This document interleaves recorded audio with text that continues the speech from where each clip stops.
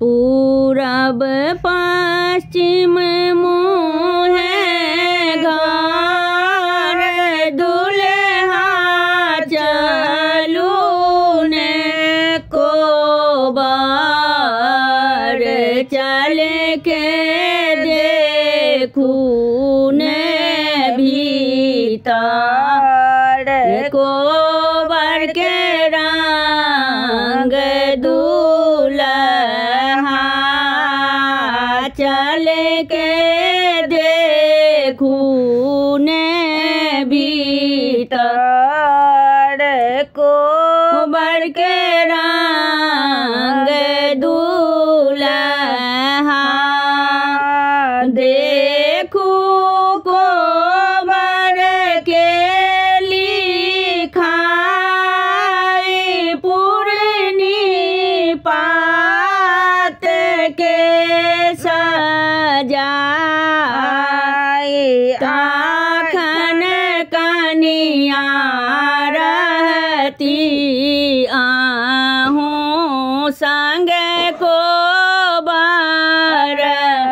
घर में तखन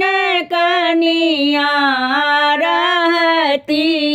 आहूँ संग को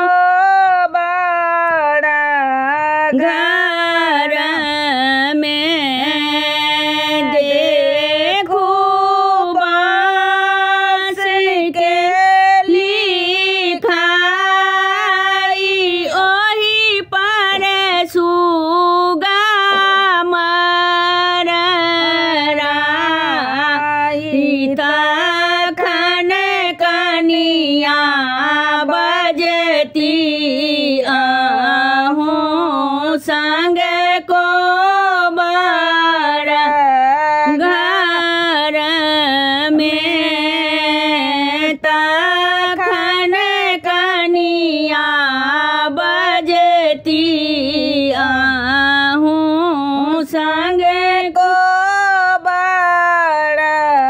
घर